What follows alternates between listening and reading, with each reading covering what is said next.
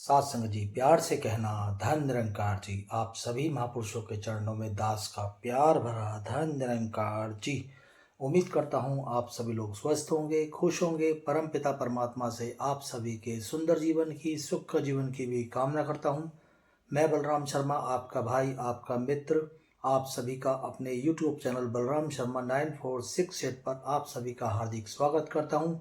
आज फिर एक छोटी सी कहानी लेकर आपके समक्ष उपस्थित हुआ हूँ। उम्मीद करता हूँ आपको कहानी अच्छी लगेगी। कहानी कुछ इस प्रकार है। एक बार एक गांव में रवि नाम का लड़का होता है।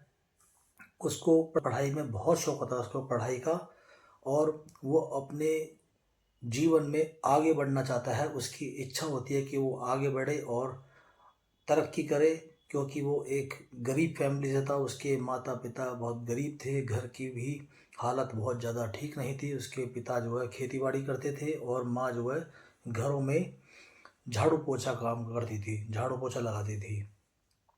तो लोग जो देखते थे, गांव पड़ोस के सब उसको देखते थे कि इसको आगे बढ़ने की इच्छा तो है, ये मेहनत तो करता है, लेकिन ये आगे बढ़ नहीं पाता है और हताश हो जाता है। तो लोग उसको देख के उसका मजाक उड़ाते थे, कहते कि तू जीवन में कभी कुछ नहीं कर पाएगा रवि, और तू कुछ भी नहीं कर पाएगा, तू बेकार में ही परेशान होता है। इससे अच्छा था तू अपने माता पिता की तरह खेती बाड़ी कर या घरों में काम कर और तुम्हारा गुजर बसर तो हो जाएगा।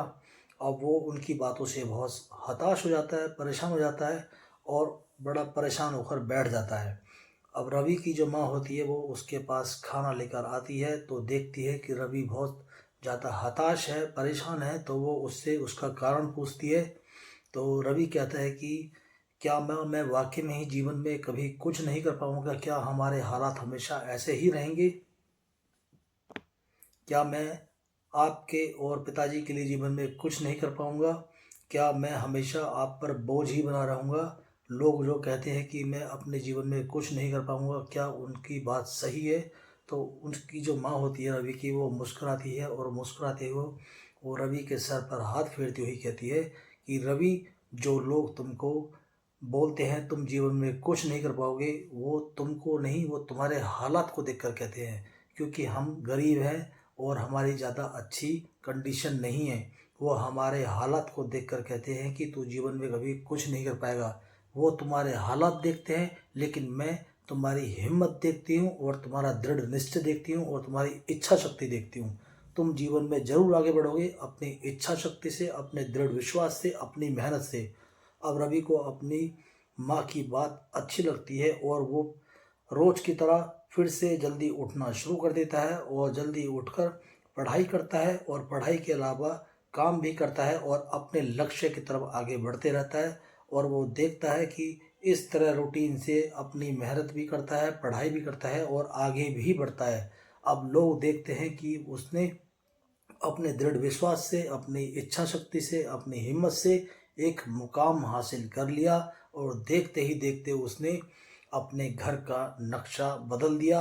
अपने घर को वो ऊंचाइयों तक ले गया और बहुत सुंदर आलीशान बंगला बनाया। अपने माता पिता की सेवा करता रहा और उसने एक अच्छा मुकाम भी हासिल कर लिया। जो लोग कहते थे कि ये जीवन में कुछ नहीं कर पाएगा, आज वही लोग उसकी मिसाल देते हैं। उसकी इच्छा शक्ति की, उसके दृढ़ विश्वास की, उसकी मेहनत की वो तारीफ़ें करते हैं और उसकी मिसाल देते हैं कि कुछ बनना है तो रवि से सीखिए, उसकी इच्छा शक्ति से सीखिए, उसके दृढ़ विश्वास से सीखिए।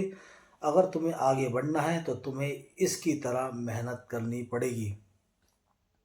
तो कोई, अगर हम काम कर रहे हैं और हमें बहुत से लोग, आप देखते होंगे कहीं भी देखने को मिल जाता है कि लोग हमेशा डिसअपॉइंट ही करेंगे, कोई आपको मोटिवेट नहीं करेगा। हर आदमी यही बोलेंगे ये जीवन में कुछ नहीं कर सकता। लेकिन हमें उनकी बातों पे गौर नहीं करनी चाहिए। हमें अपने दृढ़ विश्वास से, अपनी इच्छा शक्ति से, अपनी मेहनत से अपने लक्ष्य की तरफ बढ़ते रहना चाहिए। आज नहीं तो कल, कल नहीं तो परसों। अगर आप में इच्छा शक्ति होगी, आप में जुनून होगा, आप उस मुकाम तक जरूर पहुंचोगे।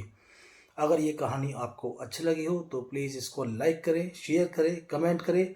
और जिस किसी ने मेरा यूट्यूब चैनल सब्सक्राइब नहीं किया हो तो प्लीज़ उसको सब्सक्राइब कर लें, जिससे कि आने वाली तमाम शॉर्ट्स वीडियोस और स्टोरीज आप नोटिफिकेशंस के माध्यम से देख पाएँ। साथ संगत जी प्यार से कहना धन निरंकार जी।